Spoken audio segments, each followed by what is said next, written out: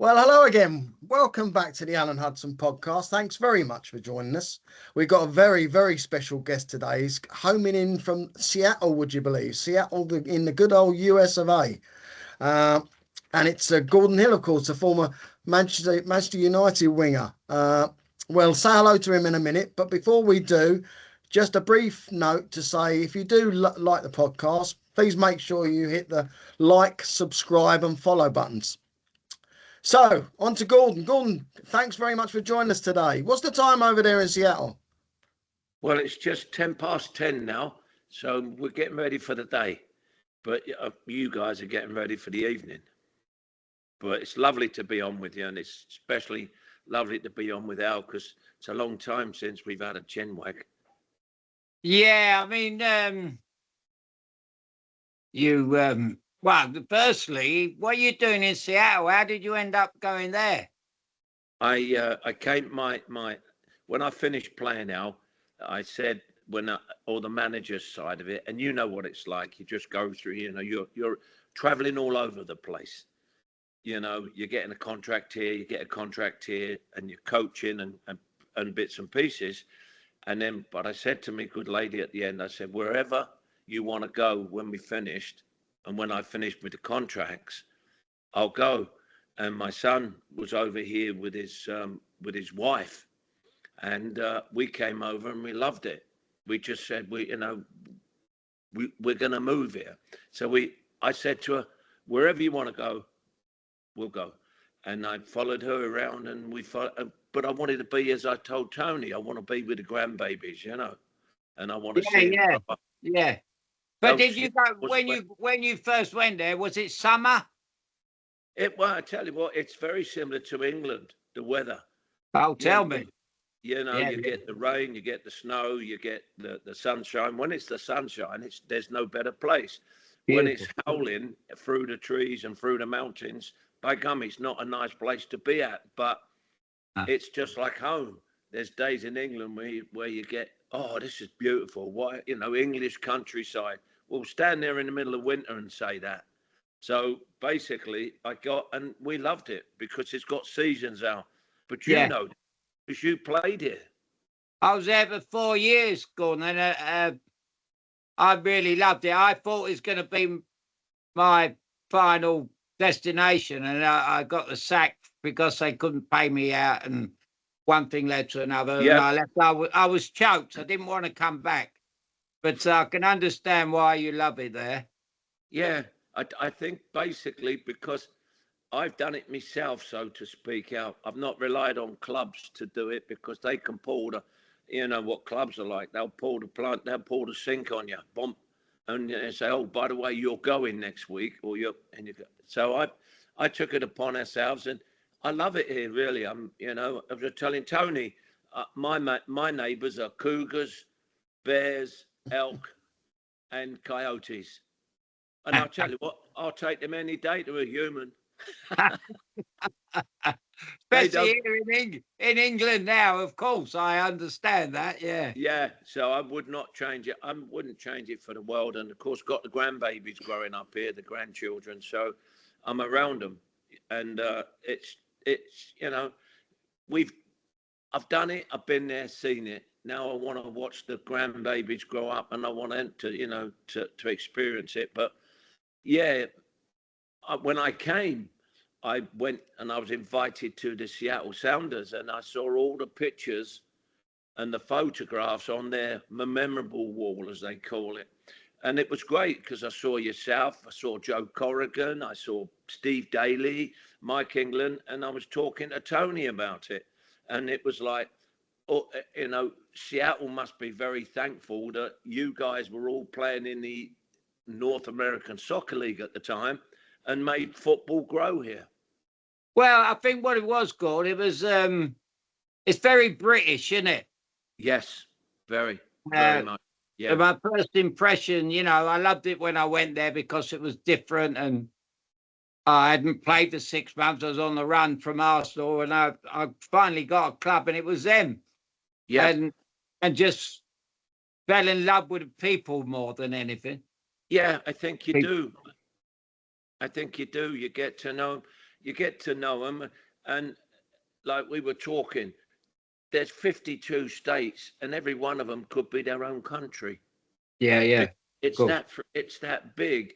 I mean, I look out my window now, and I'm looking at pine trees that are about 50, 80, 100 foot tall, and it's like in England, we look at it like this. We say, oh, that tree over there. Here, it's one of them.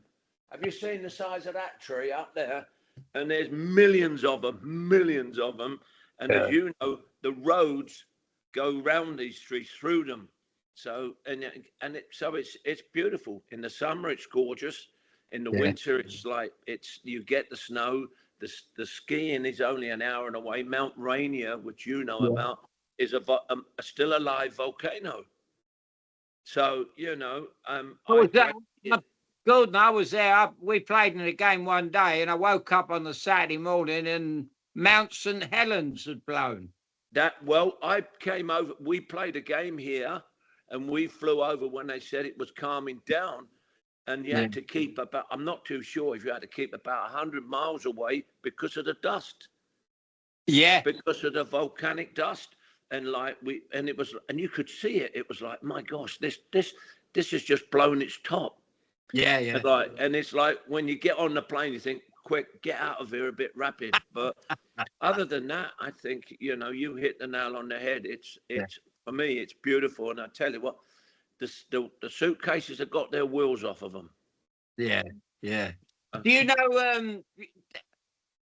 I obviously it was before your time. Mate of mine, Ray Evans, played at Millwall. Yeah, Razor played at Millwall with me. He's not very far from you now.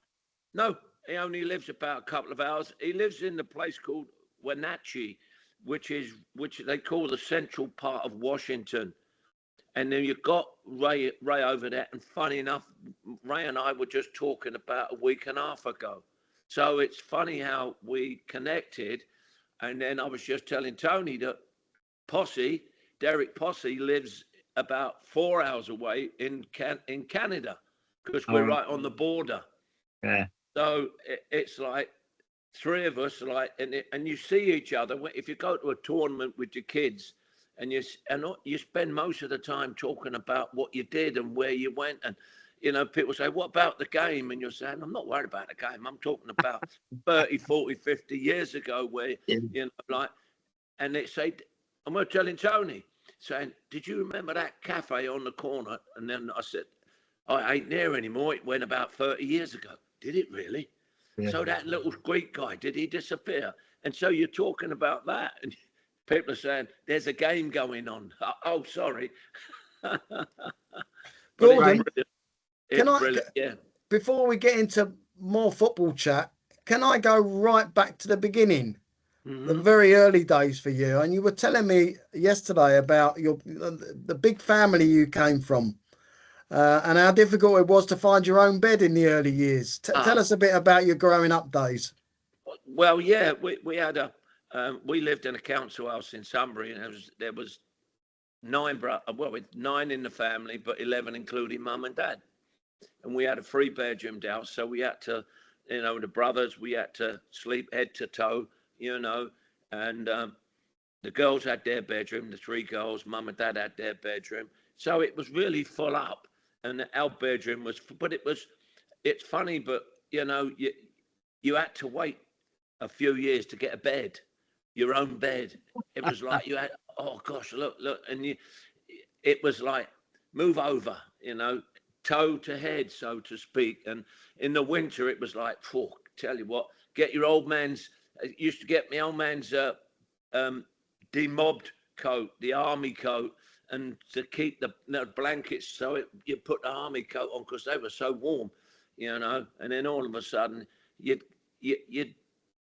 was I can't explain it. It was a feeling that when you're all there, it's, we used to play a game called I Spy My Life, and you used to have to name a football club, the initials.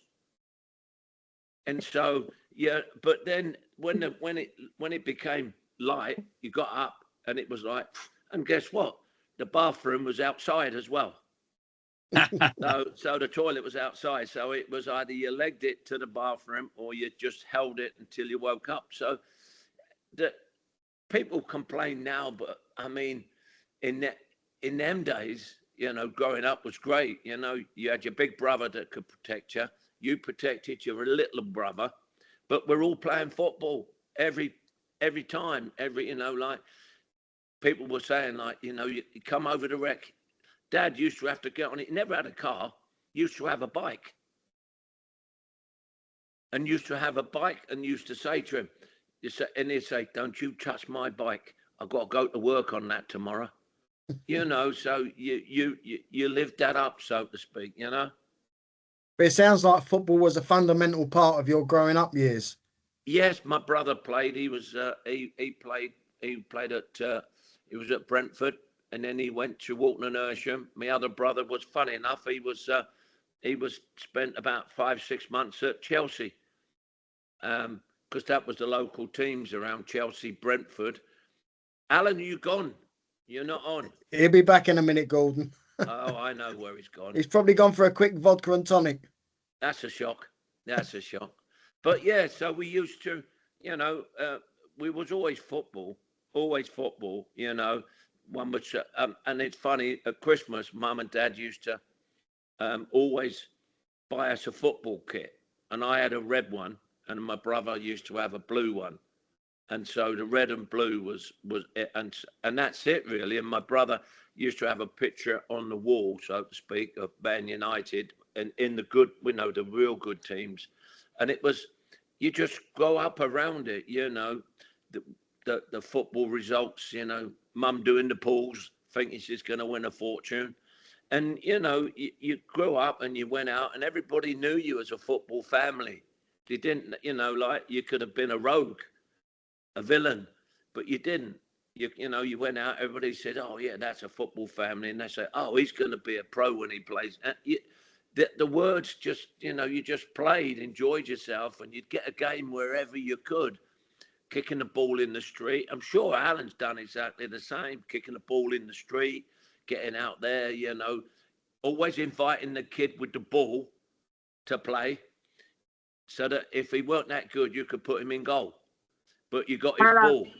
Yeah, I was the one that owned the ball going in our street. So if I weren't playing very well, I'd pick it up and go home. And yeah, well, we used to have to argue. We used to have to ask the parents, can we borrow his ball? No. Yeah. Oh dear, what we're going to do now? Get an old leather ball. You remember the old ones with the laces in them out? Take them, stuff it full of paper, and it never went down. Yeah. It just stayed the same. But when you headed it, it was like heading a brick. So yeah, you grow up that way. I don't know if that mentality is still around today. I really don't. No, of course not. No. And you look at the football, you look at the shall we say, the prima donnas now, and I'll be honest with you, they couldn't lace half our boots. No, I agree. And they're on big money, yeah. They're on big money. That 1 year you earn a fortune, you're made, whether you get picked or not. You're a millionaire as soon as you put your signature paper.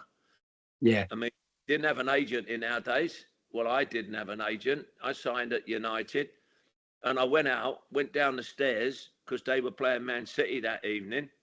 Went downstairs, and I said to Gordon Clayton, who was giving me a lift to the hotel, I said, hold on, Gordon. I said, I've got to ask something. So I went back upstairs, knocked on the door, and this is a good old story that I've told time and time again. Knocked on the door, opened the door. The Doc was sitting there. Frank Blunstone was sitting there. Jimmy Murphy was sitting there. The chairman was sitting there. Big fat Louis Edwards was sitting there. They were all sitting there, and they had a cigar and they had the champagne out. And I knocked on the door. Excuse me. Oh, and Sir Matt was there as well. And I went, excuse me. I said, I'm sorry to bother you and all that. And they said, no. What is it? I says, I just signed a contract, don't I? He said, yeah. I says, can you tell me how much I'm going to get? Hey, and you know what the Doc was like? He turns around and goes, oh, don't worry, son. We'll look after you. Yeah. And did they look after you? Now they looked after you, but you didn't play for Man United because you was top earners. That was a fact. You Yeah. played because it was Man United. I mean, I was 2 days before, and I was playing at I think it was Enfield's ground, getting ready for the FA Cup against Yeovil. And then all of a sudden, Gordon Jago pulls me off the field and he says, the club have told us we've got to sell you. The bank manager. Yeah, but Tell us what a bit about you, Millwall, because you what obviously a you went move. to United from Millwall. Tell us a bit about your Millwall days. Well, Millwall was great because when I first signed, I was at Southall and I was playing. I was only, I think, 16, 17 at the time. And I was, yeah, and you always look at that second window. If you get signed as apprentice, you think you've done it with a club. But 95% of them don't go into the pro world. They go somewhere else. They get let go. So you keep on trying to say to yourself, well, I'm going to be a pro. I'm going to see if I'm going to keep going. I'm going to go to semi-pro world, and there were so many good teams around Hendon, Enfield, you name it. They all had good players playing, but they were semi-pro players. And they didn't go pro because they got more money at their job than they did playing football. So if you did, you had to either, get decent money. Well, I went to Millwall with Benny Fenton and he said to me, I only went for one trial. And he said, I'm going to sign you, son. I said, okay, fine. So I went, right. He said, 25 quid a week. Oh, I went, okay, it's better than what I was getting. Okay, great. 25. First season, done very well. He raised it to 60. And I went, okay, fine. And I thought, well, this is it. I'm playing with greats like Harry Cripps, Barry Kitchener, players that Alan will know that we looked up at, even though they were maybe at Millwall. You couldn't but admire them. They went on the field with their clubs on their sleeves and they would live and die for it. I don't know. It ain't happening now. To me, it's too foreign for me anymore. But then I look at it and I went, right, okay.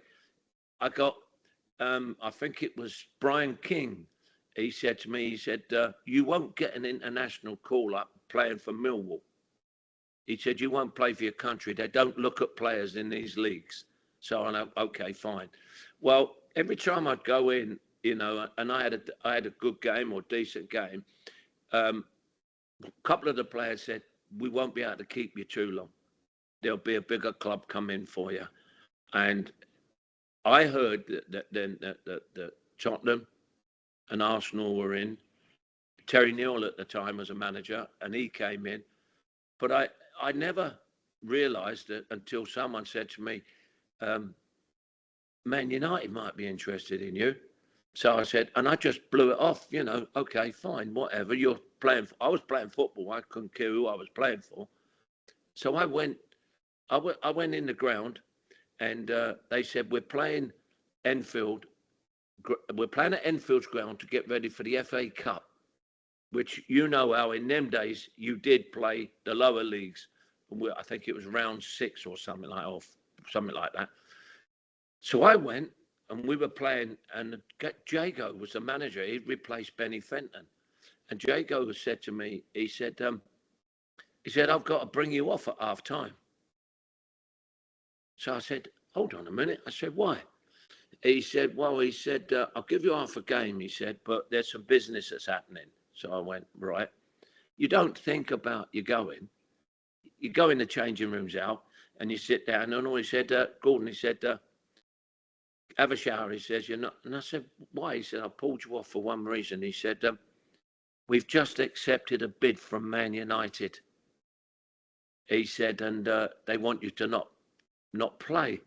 So I said, Man United? He said, yeah, the bank have told us that we've got to sell you to get the deficit down. And the next thing I know is I got my x-rays at Hudson, got my x-rays and my boots underneath my arm, and I'm on the train up to Manchester. I get picked up by Gordon Clayton, and Gordon Clayton takes me to the ground, and it's like, I look at it, and the only time I'd been to Old Trafford was when we got stuffed at Millwall when United were in the second division. And you look at it and you think yourself, and you've got these great big doors and the marble stairs going up out, and you think, Millwall, there's a step ladder and a little canteen. So, but you look at it and you go, oh wow, and that was it really. But then when I found out that I was, I'd signed for them, I come back, I played that weekend against Villa. I mean, the second division and the first division in them days was very, very different. The first division, as you know, Al, was so harder, physical, more fitness wise. The training's completely different. And I get back on the train, right? And United give me a first class ticket to get back to London. So I was going back to home. And I'm sitting there and I'm thinking, I've not been in first class, mate. And I'm sitting there and I thought, I better not put my feet up on the chair because they might have a go at me. So I'm sitting there, and all of a sudden at Piccadilly Station, who comes down the stairway but Jack Blackman, the kit man for Millwall, and all the Millwall boys. They were playing Bury. All right. They went, and of course, the first thing to do, I'm sitting there like a lord, and I'm like this, me, sitting there going, oh, I'm going to have something to eat in a minute. And all of a sudden, I look and I'm looking out the window, and I went, oh, and they went, Illy, and I went, and they went, get out of there, you're not in there. So I went down to the second class and I spent all the time with them. And it was just unbelievable. Yeah. Unbelievable. And from there, it was just, they said, what's it like? What's it like? I said, well, it's bigger. What's it like? What's your new club? And it was great. Harry Cripps and Barry Kitchener and Dennis Burnett. They went, well done. Wish you all the very best. And it was still that camaraderie. Do you know what I mean? Even though it was 6 days but out. Was you confident when you went there that you could do as well as what you? I mean, you were brilliant at United. Absolutely brilliant. I did because what I did is when I played and we got stuffed 4-0, Millwall, for the first time, you got 8,000 people maybe at Millwall. You go to United and there's 55,000 people, and you're like looking around and you can't say much because they can't hear you. The players can't hear you, And you look at, and I went, tell you what, this is a lovely stage to play on, and it's funny, but we were called the Lions, and we thought that we were the Christians in the den because United were they were going all over us because they won it by miles, and at the end, you see Harry going, excuse me, can I have your autograph, Jim?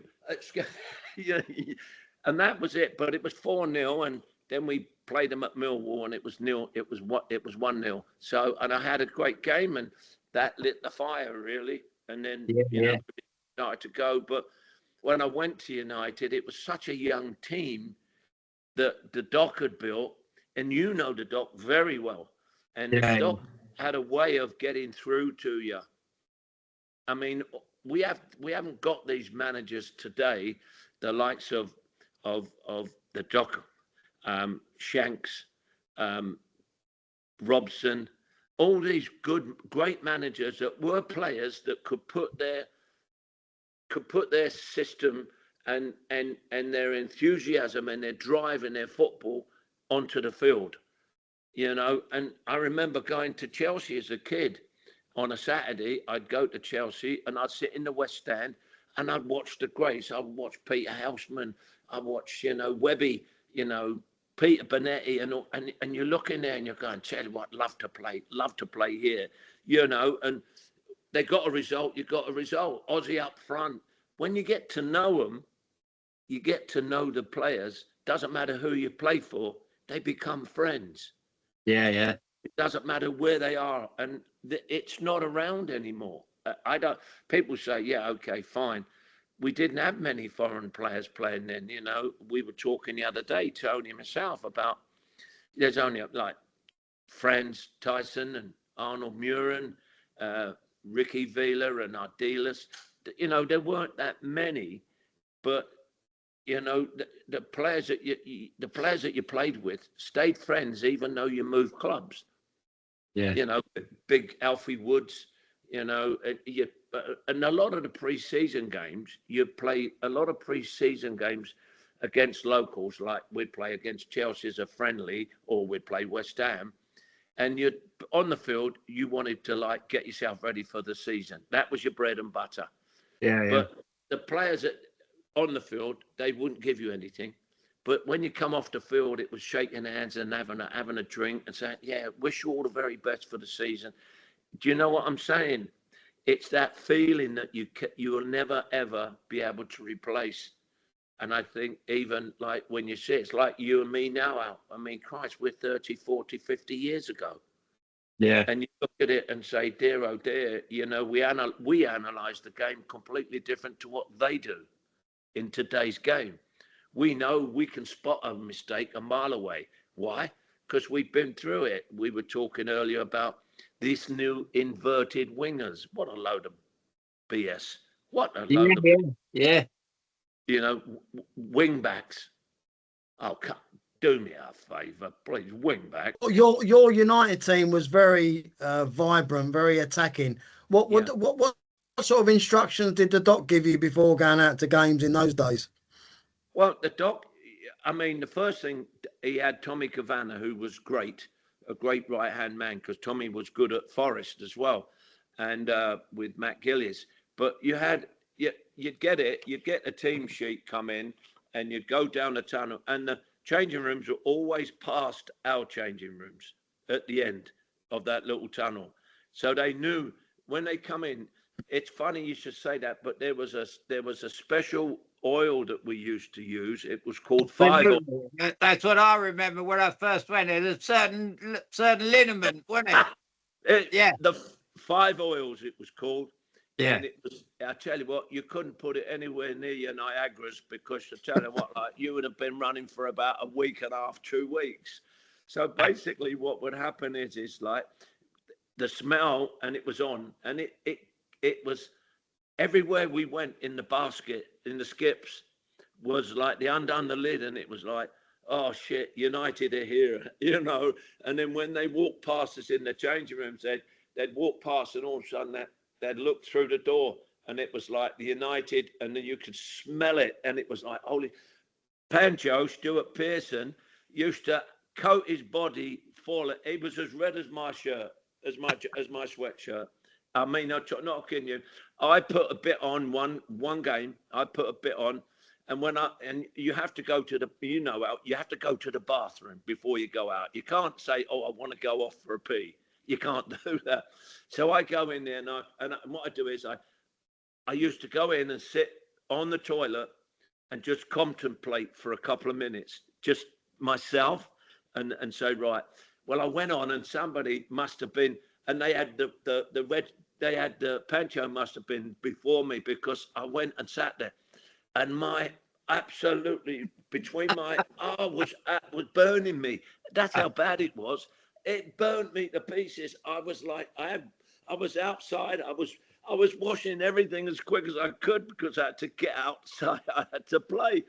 And then Pancho would go out, and he'd be as red as a beetroot. And I'll say, Panch, how can you have that red? Oh, he says, it keeps me going. I said, I've just got some on that. Oh, he said, yeah, I forgot to wipe that. You bastard. So are you coaching out there now? Yes, I am. Yeah. I've I've got got to ask you one question. When we were in Seattle, yes. We had a good team, but when we done certain things, Alan Hinton was very simple. Yep. He played the game exactly what you're talking about. Do it the right way, simple, play everything. But we had a bit of a problem. I don't know if it was a bit of a problem, but we used to do drills where we'd cross in the ball as you do Yep. at all football clubs. And Alan used to get the ball, and Alan was overweight. Yep. He was 10 years on from, or he was obviously the coach then, and he would Yep. show people how to cross the ball, how to take it up to the fullback. He said, you don't have to beat the fullback, take it just wide. Now that was your strength, wasn't it? Correct. Not only could you beat people and go by them, but you cross it. What the point I'm trying to make? Do you show the kids how it's done now? Yes. Yeah. Yeah. I am. Because there's an art to it. And there's an art to. I mean, people. Yeah. I mean, people say, yeah, he's a winger, and I say, they look at him. I look at them now, and I go, they're not wingers. Yeah.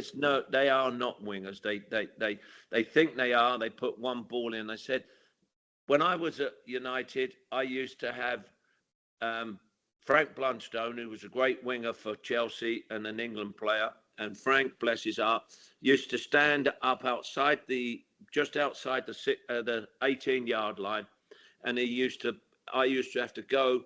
He knocked the ball down the line, and I'd have to go sprint fast as I could, and then I'd have to whip the ball into certain areas for Pancho or Jimmy Greenoff, and then I had to sprint back, and I'd do that this was after training.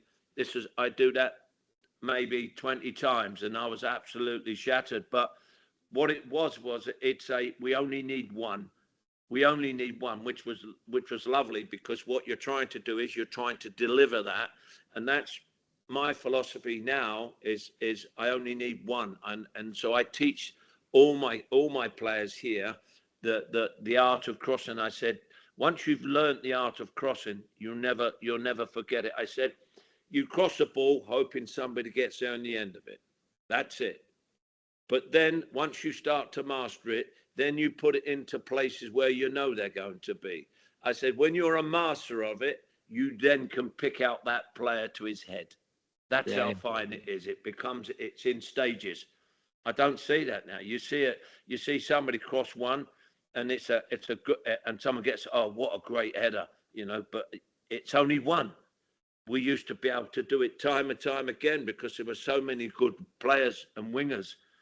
That's what made the Latchfords and people like that and the Osgoods good, because the services from these players was but then you get a defender, like you said, out, go down the line, and he hits the first man.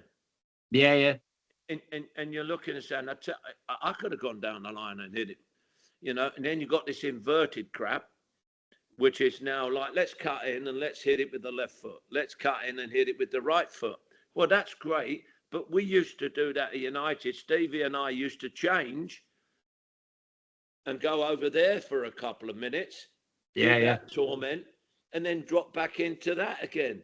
So you used to take it inside and have a crack, but then you're defeating the object, because then you got people like Pancho and Jimmy Greenoff that are relying on going towards the ball, as opposed to when you go inside, they've turning their bodies straight towards you, and all they're doing is trying to flick the ball on. Yeah. So teaching that, I now develop young players to be able to teach it the simple way first before they try to do something else.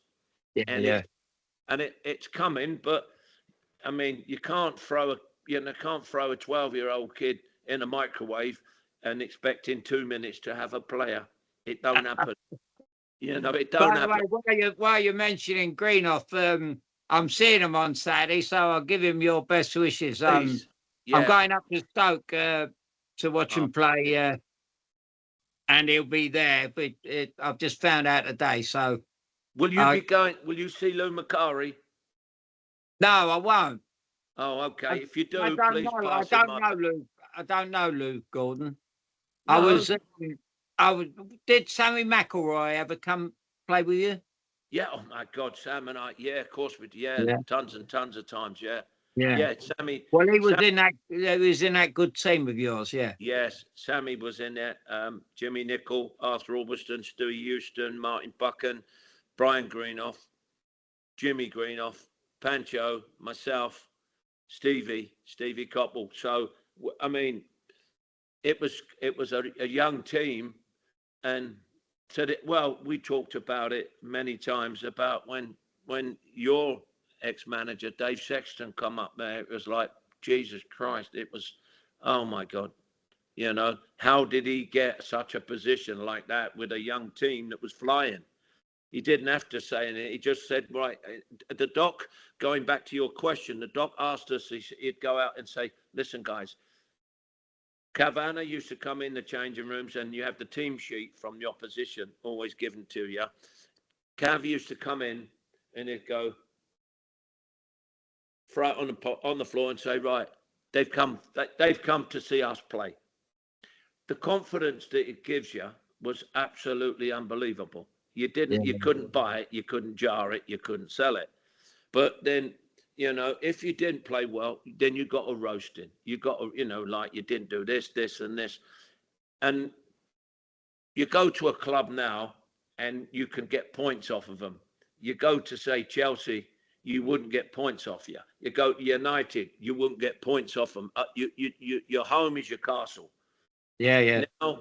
Now you can go there and say, oh, look, turn up for the books. Look, Arsenal have just been beaten. And they're top of the division. And you look at it and say, no one's safe. No one is safe because, you know, you don't know what you're going to. I don't know what's going to be turning out from week to week, Alan. Yeah. I mean, around our days, the greatest fortress anywhere was Anfield, was it? Nobody got nothing. Nobody went there, did they? Nobody would go there and get points. Today they go there and they outplay them, and they, you know, it's such a different game. You know, isn't it? I think there's the element of going back to what you said earlier on. There weren't so many foreigners when we played. No. And the foreigners don't kind of get the gist of the club, and they don't know the history of them. They don't know the history, and that's something that's being taken out of our hands. And that's taken out of our hands by American owners, foreign owners coming in and changing it, and then trying to. I mean, I remember the guy, Todd, when he went into Chelsea, wanted to get you to play a game over in America. Hold on a minute. The game, why are you trying to do that? Well, to branch out, get your own house in order first before you start jumping on a plane. We did that. The United did that. We played a game in Tehran for the Shah, and it was purely monetary. It was purely money out. And we went there and we had to have injections beforehand, tetanus and all that usual stuff when you're going abroad. And we went there and we played this game, which was meaningless in the middle of the week. And the following week, we had to go to Porto to play them in the cup. We went down, Jimmy,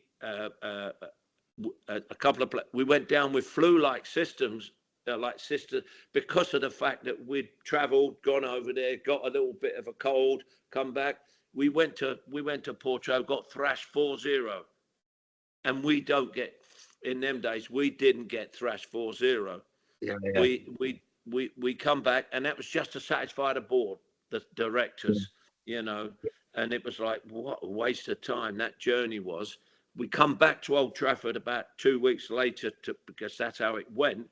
We were 5-1 up or 5-something, and they scored a goal, which gave them the away goal. But the crowd were behind us, and we were going for goal. Like it was like the Alamo, and we were really, really pushing. But you know, nowadays it seems that they jump on a plane and it's okay. We'll take the team here, we'll take the team there, and the bread and butter is the league.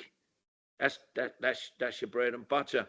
But going anywhere, you come to Old Trafford, you didn't come for points.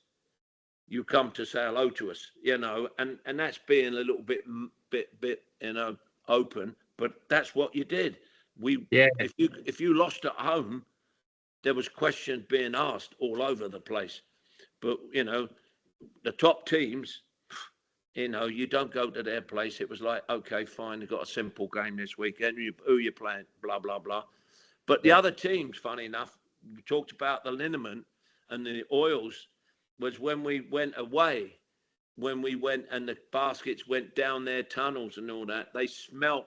It was the smells. And you remember the smell. United are here. That gold deals about. It was like the Five Oils. It's called Five Oils. It was made specially for us, and it used to stink to high heaven. But actually getting in there and Yeah. actually going, wow. I mean, yeah, it was like, have you got that? You got that fire? Is that your oils? Yeah. Well, when I go back to Old Trafford and I sit in the stands on my own and I look at all the players that have played on that ground.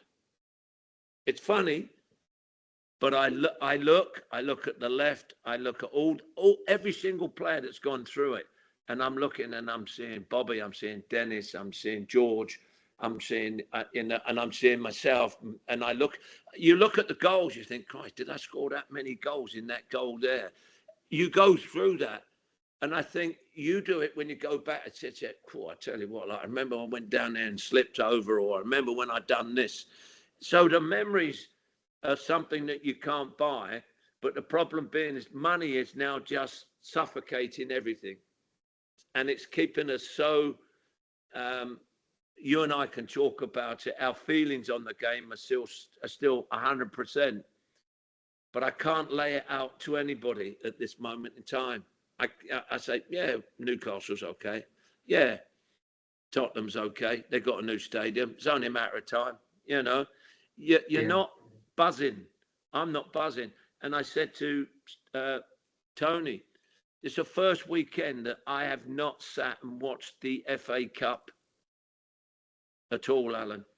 Yeah, yeah. And that's sad because it's one of the most prestigious trophies in the world. Domestic trophies, and I watched the rugby. I watched the rugby because I see more out of the rugby players than I do out of players now. It's a horrible thing to say, but I do. You know, Twickenham, Murrayfield, you get the fight, the determination, and the will, and they never give up.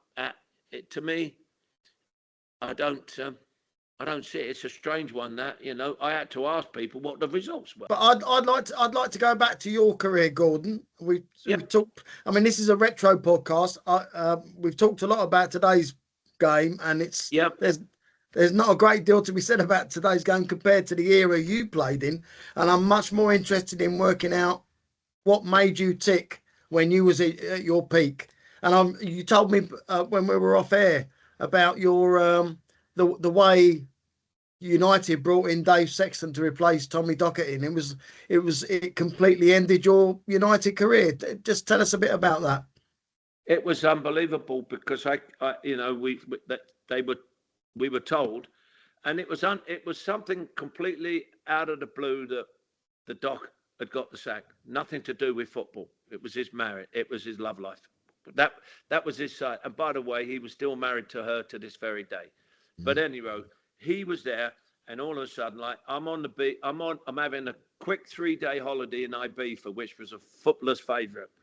And we went to Ibiza. I went to Ibiza, and I'm walking along the shore, the beach, and all of a sudden, Sammy McElroy was there as well. So I never knew. So walking, and he went, Illy, and he was lying down and said, oh, Sam, I said, you're getting a couple of days. Yeah, he said, yeah. He said, Doc's been sacked. What? Yeah, what?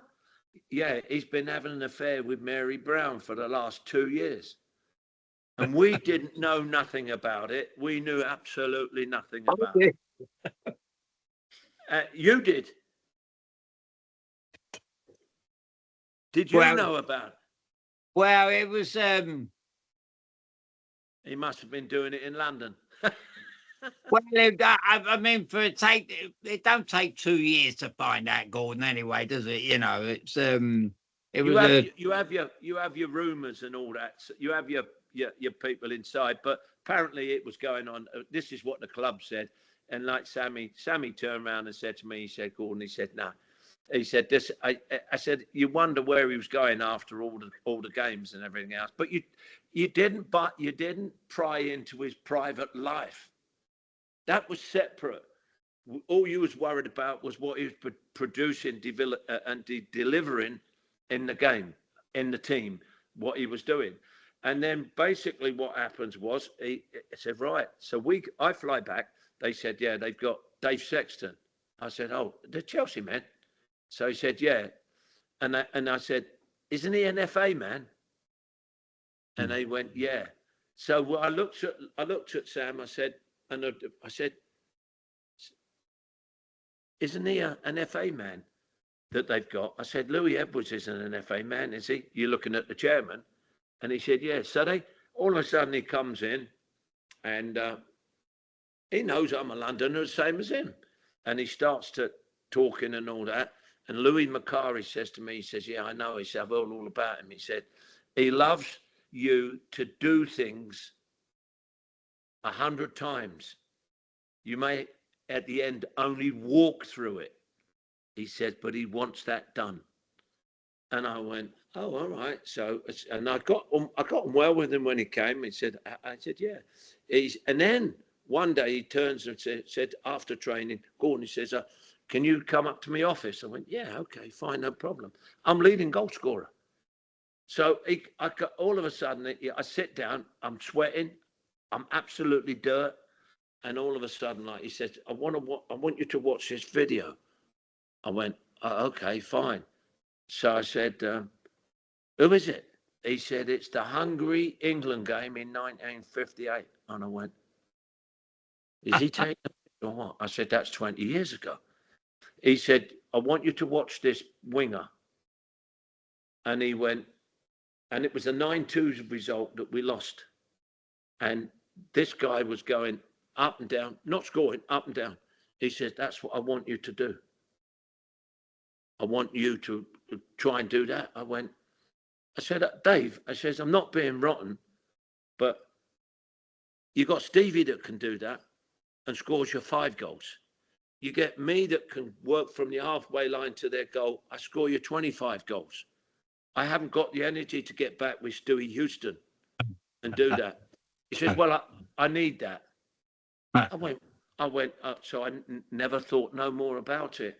So I go out, and then a couple of weeks, later, he says to me, he said, you're going to play in the reserves this week. I went, okay, fine. So I get ready to go to reserves, and we had QPR at home. So then about an hour later, he phones me up and he says, no, I want you in with the first team. Oh, okay, fine. Then phones me up about an hour later. No, you go. And I went, holy shit. I said, listen, Dave, what are you doing to me? I says, I'm either playing or I'm going with the reserves. He says, no, you go with the reserves to Preston with Jimmy Mullen. I went, okay. So I get on the bus, go to, I think it was Preston. I play half a game. Jimmy calls me off. He said, Gordon, come off. He said, I said, what's the problem? He said, we've just sold you to, we've just made a deal with Derby. We've sold you. And I went, hold on a minute. I said, I've only just been talking to Sexton like the day before. He says, yeah, we've sold you to, you just got to go and make the deal work now. And he said, I'm sorry, Gordon. And I went,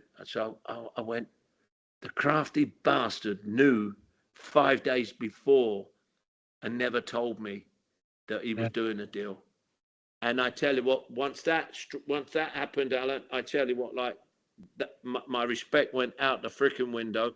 When we were training and he was boring was an understatement, because we were a team that was 100 mile an hour but could play. He wanted a 50 mile an hour team that could keep the ball, who left? Stewie Pearson went. Brian Greenough went to Leeds. So we got I couldn't believe it. I just couldn't believe it. Well, the doc knew, because he'd come in for me. He knew straight away that I would be able to get goals for him. Unfortunately, I had a knee injury, but I knew straight away. And then when all of a sudden Pancho, and then Brian Green, and I went, he's creating what he wants. And he was looking, because he got Joe Jordan and Gordon McQueen in. And I just went, I wonder what he's aiming for. And to this very day, I couldn't, because I think he got a sack a year later. He was gone. He was gone, and Kruger on, as we called him, Ron Atkinson came in. Kruger Act. Kruger on. Kruger on. He had gold watches and everything. Kruger on. But I must say, so you've said something there which is very much the same as you said 5 days before he knew. The same thing happens at Chelsea with me and Oscar. They planned our transfers before we knew, about a good week before. They've been planning over a matter of time. The other thing, with what you're saying about the winger and yourself not getting back, I remember he bought Keith Weller. Yes. And Keith Weller was superb for us. Yeah. You know, he actually come back from the World Cup in 1970. Yeah. And 71, the kind of fast with Jairzinho played for Brazil, and he's going back to your days with Hungary in 58, you know. He see the same thing, and he bought Keith Weller. And all of a sudden, I think Keith Weller started scoring quite a few goals. I couldn't give you a figure, but I had a feeling he scored about 9 in the first 10, or he was magnificent. And he called him in. And he said, "You're not picking the fullback up." Yeah. He scored about 2 goals for the rest of the season. That's it. Being told. And then all of a sudden they expect you to go do all that work up front. He expected you to go beat a player, cross a ball, put the ball in the back of the net, and said, "By the way, you got to pick up that player that's just gone down." And you're going, "Hold on a minute," and you'd last about. But then, if you think about it, he went out, and who did he buy? Who did he get in replacement? Mickey Thomas. And Mickey Thomas was just an up and down merchant. That's it. A tough little Welsh player. And I tell you what, like, he fitted him in. And it was like, and we'd talk and say, it's only going to be a matter of time, because United won't want that. They will not want that. They don't play that way.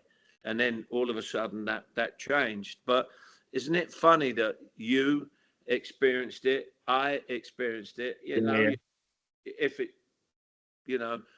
walks like a duck and quacks like a duck, it must be a duck. And we didn't recognize that. But afterwards, when you talk to other players, you automatically look at it and go, "I know, because I experienced it." Well, yours at Chelsea and me's at United. We're not different in what we thought and what we saw and what happened, and that leaves that left a little. And of course, the supporters at Old Trafford wrote on the walls, "Sexton out, Hill in." And I didn't want that.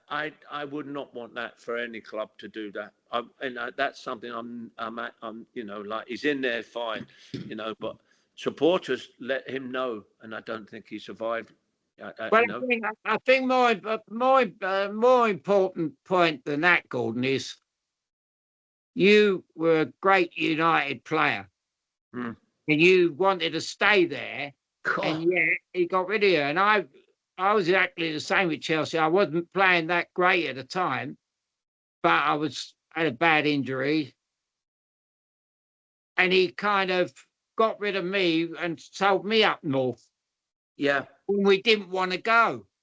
Osgood was still the top man at Chelsea, and he went because he wanted the money. And it's the same thing. For what the people don't understand, they can ruin your life. Absolutely. Absolutely. When you're happy in Manchester, you've got a good life, you're playing well, the fans love you, and bang, where's this come from? It's funny, but football has a funny way of coming back at you. In certain ways, you might be having a little bit of a golden spell, and you may be doing very well. Then all of a sudden, out of the blue, something happens, like you, an injury. I had an injury at Derby, and to this very day, I still say I'm sorry to the Derby supporters, because I couldn't do it. My knee just would not let me do what I wanted to do. And rather than give up, I carried on, which in today now, I have a titanium knee on my left side and my left knee. But that was football. But I didn't want to give up. I wanted to play, and I went on and played. Was I the same? No. How can you be when one of your joints is really gone completely, which is your main functioning joint, which is your knee, and you're renowned to say, well, show us. I can't show you it won't let me.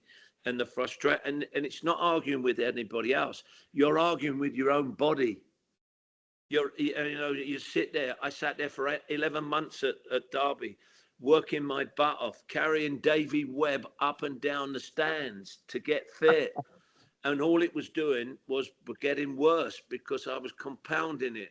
And then eventually, I turned around and psychologically, I wondered what happened. I couldn't believe. You're 1 minute you're top of the tree, and next minute you're on the floor picking yourself up. You're England getting ready to play in the Europeans, and then all of a sudden I go on a tour with Bobby Robson. I'm top goal scorer on tour. All of a sudden, out of the blue, you look you go, why? You talk to your knee. This is, you're a professional. You've been for it. You've got your life, and you look at it and go, why? And then you question it all the time. And it's only when you just have to put, which is psychological, when you put it to the side, Al, and say, if it goes, it goes, I pack up. That's the end result. But I didn't want to do that. I wanted to get back. I wanted to play. I had surgeons look at it. I said, your knees are aspirated and cleaned out. Just that knee. The only injury I've ever had was that knee. But And what age were you, Gordon, then? And that was a knee. The Yeah, left well, knee. no, what age were you when you were 24. 24? 24, No. when the surgeon turned to me at Derby and said, you may never play top class football again, Alan. But you see, the growing up with the do's and don'ts from your family, as I'm talking to Tony about, that drives you on. That is, a lot of people would have said, okay, I'm giving up, taken a couple of grand insurance money and said, thanks very much. No, I knew I got it better. I got it not what it wanted to be. I lost that yard, which would give me that. But I tell you, I would not give up. I trained my hardest. I really did, At one stage, I sat in a bar in Derby, and I used to go after training, morning and afternoon. I'd have a bottle of wine, sit there, and then all of a sudden, it shook me up. My marriage had gone out the window. And all of a sudden, I was living in a hotel. So all of a sudden, I turned around and I was sitting there in the bar in Derby, sitting there in the wine bar. And I turned around and I looked at myself and I shook myself and I went, what the are you doing? Are you stupid? You still got plenty to offer. And I said to the guy, I said, there, put a cork in it. And I said, you won't see me again. And I walked out there and never saw me again. I went, I trained, I went. I even got a move to QPR for 200,000. Well, you don't know if you're injured. And then when Terry Venables sold me to Montreal, when I went to Montreal, QPR sent me to Harley Street to get the doctor's opinion, and he said, you can't play with that knee. I went back. QPR got their doctor to say yes, and the deal went through. That's how crooked it was, Al. Yeah. But I tell you what, I went and I came to Canada first to play in the North American Soccer League. I turned around and I said, right, if this knee goes, I'm packing up. It didn't. I played. Marseille came in and wanted to buy me. And I said, no, I'm quite happy here. Thanks very much. And I stayed in the States, came back to England for a couple of years, played at FC20. Then I went into the management side of it at Chester. And my God, what a learning lesson. That was an apprenticeship in management. My God, Alan, I mean, I tell you what, it was the toughest I've ever known. Not only being able to coach it, but also to manage the back room, you're virtually managing the whole club. Yeah. And you haven't got no finances. I told Tony, 45 grand a month I had to find at Chester, which was a semi-pro team because they'd just come out of the league. 45 grand a month I had to find. And my budget was 500 grand a year. I borrowed players from Leeds and Man United to help us through because we didn't have the money. Leeds had to pick up half their wages. So basically what it was like, yes, I'd done my managerial apprentice, the hardest one at Chester.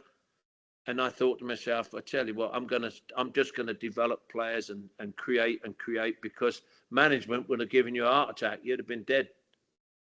You know, and like I said to Tony, that the manager's merry-go-round is you ain't gonna get on it because they got a roundabout that once you fall off, they pick you up again.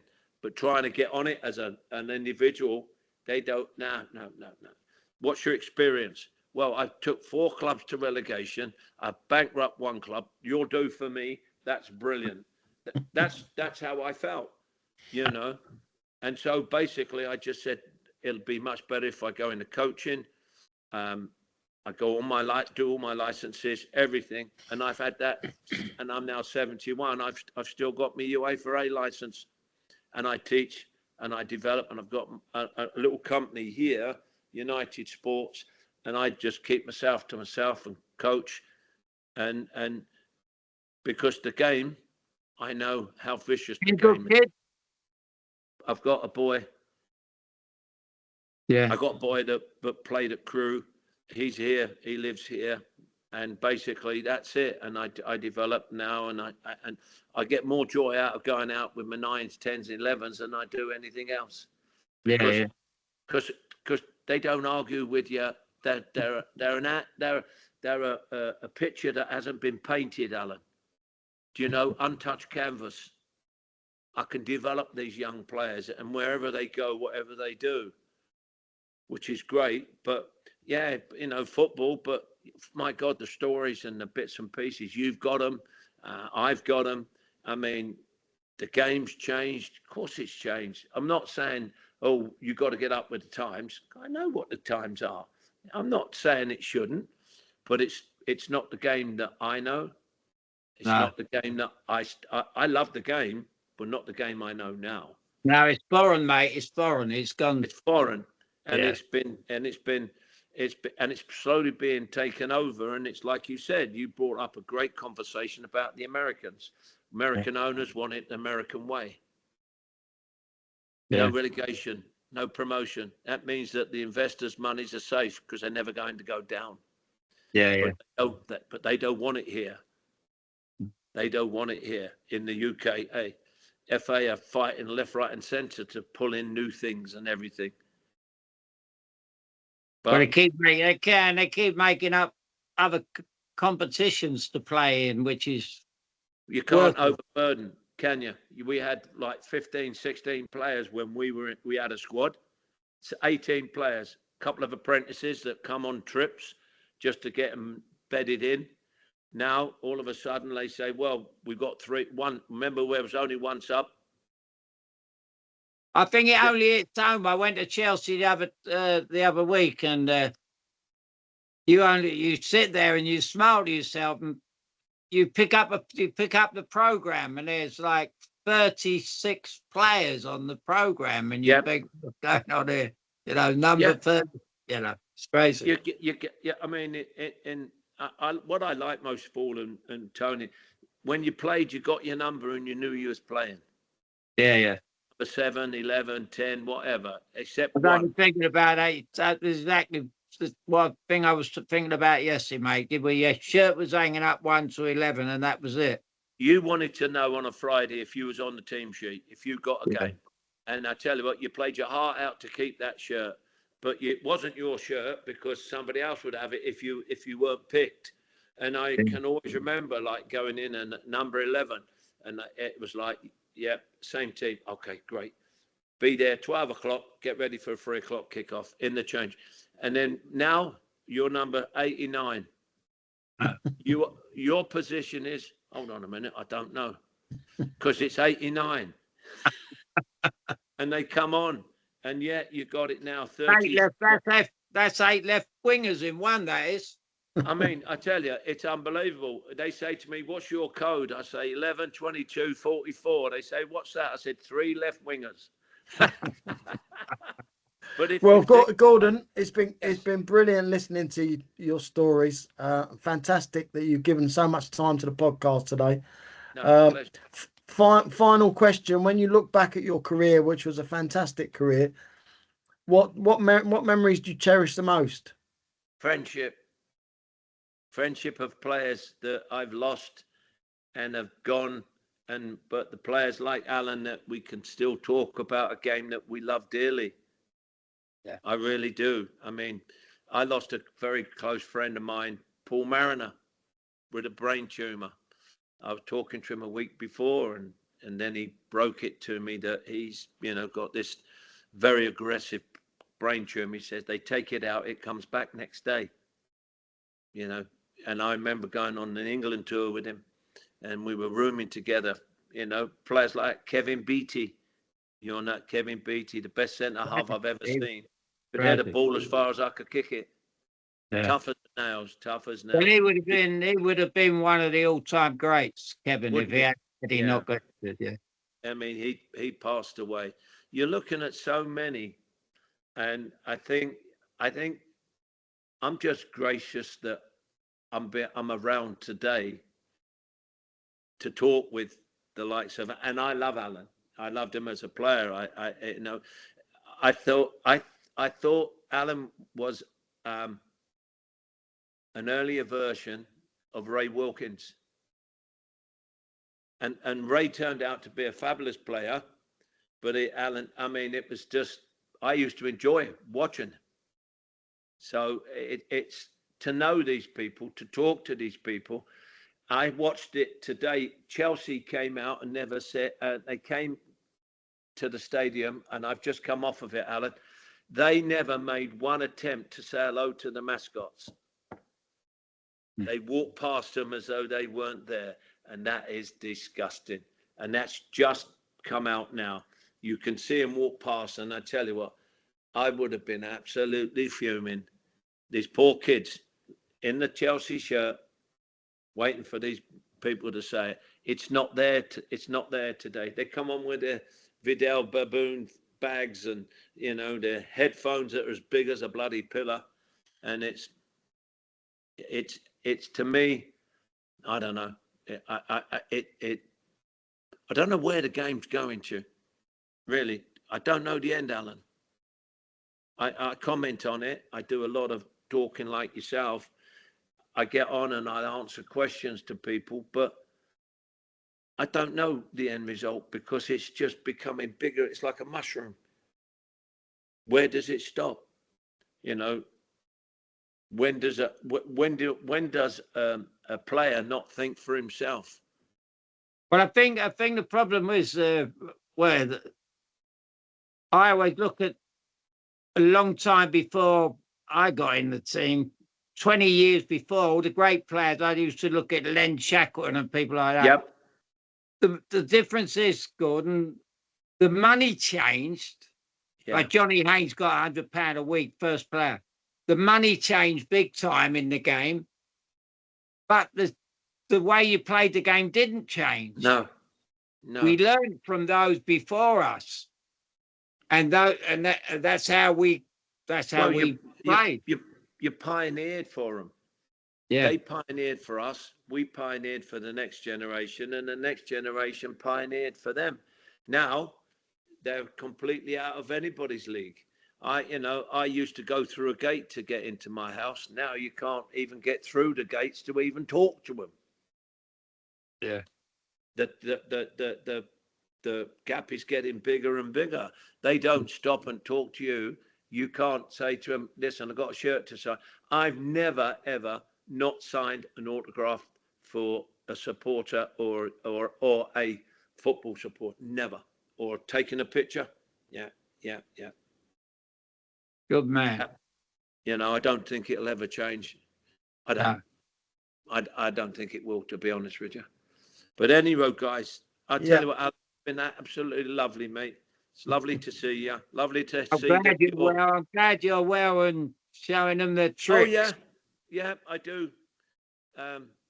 4 miles every 2 days on the elliptical. I'm quite happy. The knee's still going. I get the old WD-40 out and give it a good oil. The liniment. Oh yeah, I get the 5 oils, which has now become 105 oils. Al, Gordon wanted me. I went no. Alan, Gordon's coming over to the UK in June, isn't it, Gordon? We'll have to get together with him. Please, I'll be down there. I'm going down and I'm going up north again because I stay up there and play around the area and show him around Old Trafford. So, where do you stay in London, Gord?